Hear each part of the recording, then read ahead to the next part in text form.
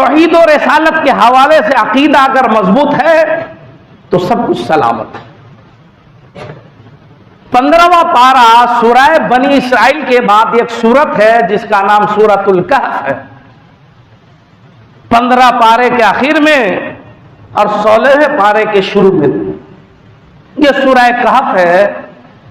एक बार मेरे भाई आपसे मैं कहता हूं, इस सूरत को एक मर्तबा ट्रांसलेशन के साथ, तर्जमा के साथ पढ़ो, बातें खिल जाएगी आपकी, ईमान तरो ताजा हो जाएगा, खुदा की वहदानियत पर ईमान इतना मजबूत होगा।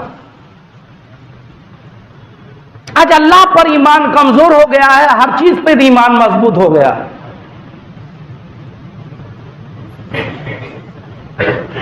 नतीजतन हमारे मुसलमान मर्द हो या औरतें वो काम कर रही हैं जिसका तौहीद से कोई ताल्लुक नहीं, रिसालत से कोई ताल्लुक नहीं, इस्लाम से कोई ताल्लुक नहीं, बल्कि इस्लाम जिन कामों को मिटाने के लिए आया था हमारे मुसलमान औरतें वो काम धड़ल्ले से कर रहे हैं जो तौहीद और शिर्क के बिल्कुल मुतसादिम हैं। उसी सूरतुल कहफ के अंदर जिनके नाम ही से यह सूरत का नाम रखा गया, अस्हाबे कहफ, वो 7 हज़रात बनी इसराइल के वो परहेजगार लोग, मुत्तकी तकवा शियार लोग कि जब तख्ते हुकूमत पर दिकियानूस बादशाह विराजमान हुआ उसने जुल्म और सितम की इंतहा कर दी, लेकिन इन खुदा रसीदा बुजुर्गों ने हर जुल्म को बर्दाश्त किया, पेशानी पे बल ना आने दिया। लेकिन जब बात तौहीद और रिसालत पे आ गई, उस मरदूदे जमाना ने ऐलान कर दिया कि जो लोग अल्लाह को छोड़कर बुत परस्ती नहीं करेगा उसे मार दिया जाए, उसको उसका कत्ल कर दिया जाए। अब सवाल ईमान का आ गया, तौहीद की अमानत का आ गया। तो ये सारे 7 हज़रात जो इंतहाई नेक थे, दीनदार थे, बुत परस्ती से बेजार थे, तौहीद परस्त थे, अपने ईमान की हिफाजत के लिए इन्होंने शहर से बाहर रुख किया कि चलो बाहर कहीं जाकर के पनाह लिया जाए, वहां जाकर अल्लाह अल्लाह किया जाए और इस जालिम बादशाह के जुल्म और जबर से अपने आप को बचाया जाए, शिर्क व कुफ्र की आलूदगियों से अपने दामन को तार तार होने से बचाया जाए। चुनांचे 7 हज़रात निकले, कुरान पढ़िए, इनके साथ कुत्ता भी आया। ये लोग एक गार में, एक शहर से बाहर एक पहाड़ था, पहाड़ के गार में जाकर के छुप गए, वहां जाकर अल्लाह अल्लाह करने लगे। ये क्यों छुपे जाकर? भी बच्चे, रिश्तेदार, शहर सब कुछ छोड़ दिया, क्यों? सिर्फ तौहीद की अमानत की हिफाजत के लिए। गार में जाके छुप गए, अल्लाह अल्लाह करने लगे, कुत्ता भी इनके पीछे जाने लगा। तो इन लोगों ने पहले कुत्ता को भगाया, पत्थर मारा कि भाई तुम क्यों आ रहे हो, तुम भूखोगे तो हम लोग पकड़े जाएंगे। अल्लाह ने कुत्ते को गोया ही आता फरमाया और फरमाया मैं भोगने वाला कुत्ता नहीं हूं, मैं आपकी हिफाजत करूंगा, मुझे साथ लेके चलें। चुनांचे वो मुबारक कुत्ता जो मुबारक नेक लोगों की सोहबत में रहा, उसको भी अल्लाह ताला ने एक मकाम अता फरमाया। यहां से सोहबतों का भी असर होता है। मैं बारहा जो कहता हूं कि मेरे भाई अच्छी सोहबतें इख्तियार कीजिए, अपने बच्चों को बोलिए कि नेक लोगों की सोहबत इख्तियार करें। जालिमो, जाबिरो, जफाकार, शराबो, कबाबी अच्छे लोगों की सोहबत में तकवा परहेजगारी के आला दर्जे पर फायद हो जाता है। लेकिन आला दर्जा तकवा शियार आदमी भी अगर गुनहगारों की सोहबत में रहे, बेनमाजियों की सोहबत में रहे, जालिमो, जाबिर, शराबियों, कबाबियों की सोहबत में रहे, तो उसके तकवा और शियारी का जनाजा निकल जाता है, एक दिन फिर उसी सब में खड़ा नजर आता है। इसलिए सोहबतों का जिंदगी में बहुत बड़ा असर है। इसलिए खुद भी अच्छे लोगों की सोहबत में रहें, बुरे लोगों की सोहबत से बचें। और अपनी आने वाली नस्लों को, औलादों को वसीयत करें जिस तरह के मौलाए कायनात शेर खुदा ने उस वक्त जब आप पर हमला हुआ तो अपने बेटे इमाम हसन को बुलाया, नसीहतें फरमाई और एक अहम नसीहत फरमाई कि बेटा हसन, मेरे बाद तुम अच्छे दोस्तों को और अच्छे लोगों की सोहबत को तलाश कर। कौन है ये मौलाए कायनात है? किसे कह रहे हैं? इमाम हसन को कह रहे हैं कि बेटा अच्छे लोगों की सोहबत तलाश करना, अच्छे दोस्त तलाश करना। आज ये मुआशरा में ये सारी तबाहियां बुरे लोगों की सोहबत और बुरे दोस्तों की वजह से। कुत्ता भी चला, ये भी गार में जाकर के बिल्कुल पंजा फैलाए हुए बैठा रहा। कुदरत की तरफ से इंतजाम हुआ। जब दिकियानूस बादशाह को खबर हुई तो उन्होंने कहा इन लोगों को सजा दो, ये भागे हैं, लिहाजा गार के सामने ऐसी दीवार बना दो कि निकलने का रास्ता ना रहे और वही वो लोग मर जाए, वही कब्र बन जाए। दिकियानूस ने दीवार चुन दिया। अल्लाह की कुदरत देखिए, जिस रब पर आपका ईमान है उस रब पर भरोसा करो। रब के अलावा आपका कोई काम बनाने वाला नहीं है। अकीदा कमजोर ना करो, खुदा पर तवक्कुल करो। बहुत तफसील के साथ ये बात है सूरह कहफ में 15 पारे के आखिर 16वें पारे की शुरू में पढ़िए।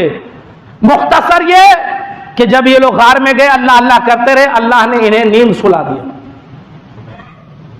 सोए तो 300 साल से ज्यादा अरसा के बाद उठे। सोए तो 300 साल के बाद उठे। अब उस जमाने में इख्तिलाफ चल रहा था कि मरने के बाद अल्लाह दोबारा जिंदा फरमाएगा कि नहीं फरमाएगा। बास बादल मौत जो इस्लाम का एक मुस्तहकम अकीदा है, इस पर बहस कर रहे थे कि अल्लाह दोबारा उठाएगा कि नहीं उठाएगा। बाकी लोगों का अकीदा है कि मर गया खत्म, लेकिन इस्लाम का अकीदा है, कुरान और हदीस का अकीदा यह है कि अल्लाह मरने के बाद कब्र में एक जमाने तक रहने के बाद हजरत इसराफील की सूर फूंकने के बाद सारे लोगों को उठाया जाएगा, मैदान महशर में हिसाबो किताब के लिए जमा किया जाए। यह इस्लाम का अकीदा है। और बुखारी शरीफ की हदीस, मुस्लिम शरीफ, इब्ने माजा, अल्लाह के नबी सरवरे कायनात सल्लल्लाहु अलैहि वसल्लम ने फरमाया, हजरत अब्दुल्लाह इब्ने उमर से मरवी है कि वो मैदान क़यामत इतना खतरनाक होगा जहां सारे लोगों को जमा किया जाएगा।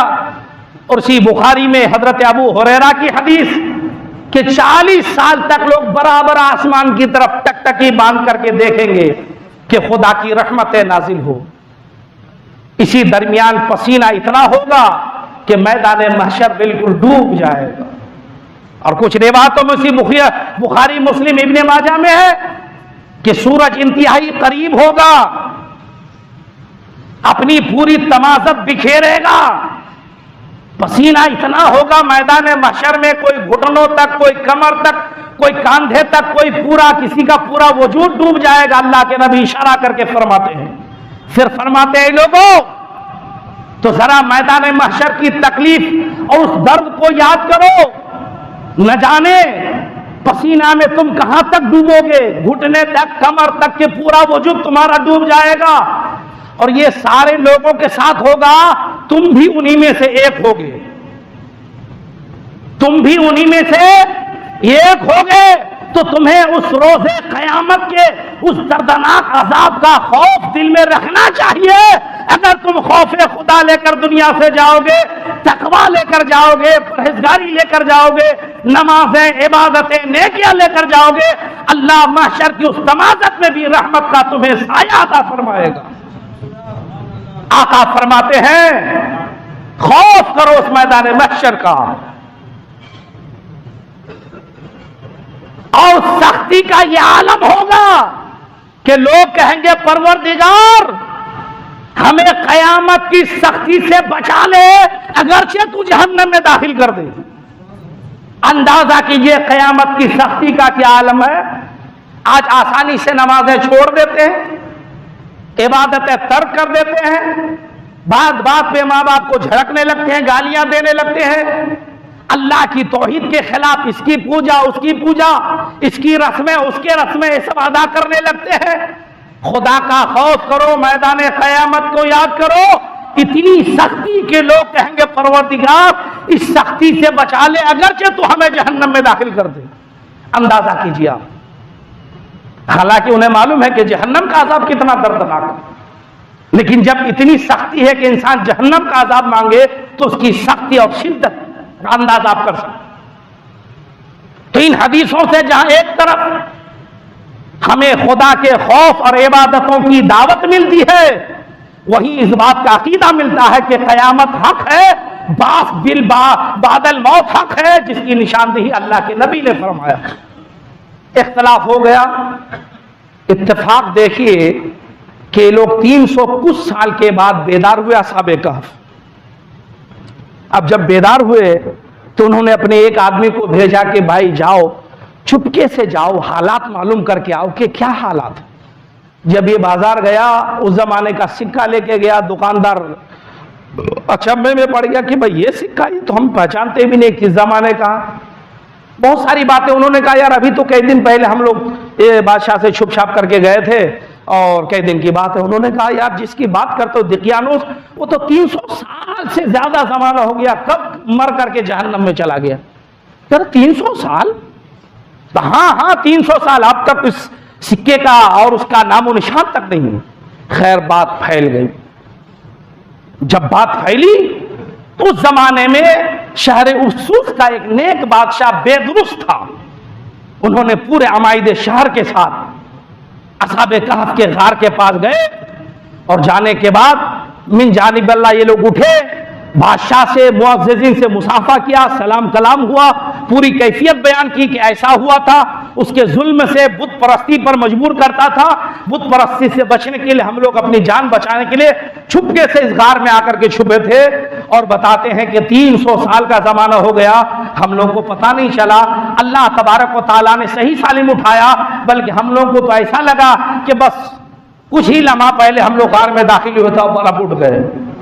तब बादशाह बेदरुस ने ऐलान किया कि लोगों, हमारे उलमा मुफ्तियाने किराम जो ये रिवायतें बयान करते हैं कि बादल मौत सही है, बादल मौत के मरने के बाद अल्लाह उठाएगा, देखो उसकी एक सबसे बड़ी निशानी है कि जब इन इंसानों को अल्लाह 300 कुछ सालों के बाद उठा सकता है तो उस परवरदिगार आलम की कुदरत से क्या बात है कि अल्लाह मरने के बाद हिसाब व किताब के लिए सबको उठाए।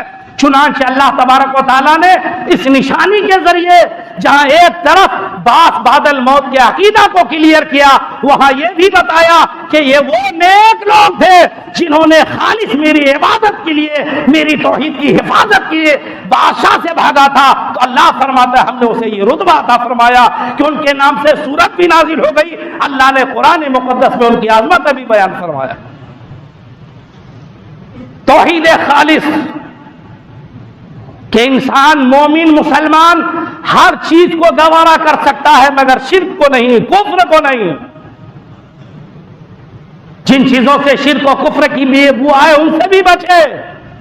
और उसी सूरह कहफ के अंदर आगे जहां 16वां पारा शुरू होता है उसमें हजरत मूसा और हजरत खिज्र अलैहिमुस्सलाम का वाकया भी जिक्र है। जहां हजरत खिज्र अलैहिस्सलाम की सोहबत में हजरत मूसा रहे, एक जमाने तक, बड़ा लंबा वाकया है, उसको भी आप पढ़िए, दिलचस्पी आपकी बढ़ेगी, ईमान आपका ताजा हो जाएगा।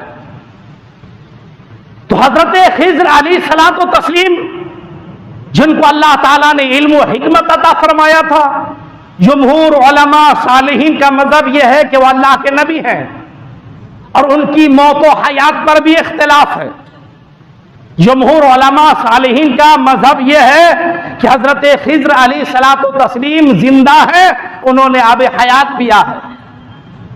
मामला यह है कि हजरत सिकंदर जुल्करनैन, इस्कंदर जिन्होंने इस्कंदरिया बसाया था, अल्लाह ने पूरी दुनिया में जिन्हें हुकूमत अता फरमाई थी, वो पूरी दुनिया की सैर के लिए निकले थे। और इससे पहले इंजील वगैरह में, अल्लाह की दूसरी किताबों में पढ़ चुके थे, आबे हयात वगैरह तस्करा, तो तलाश भी मकसूद था। फिर हजरत सिकंदर जुल्करनैन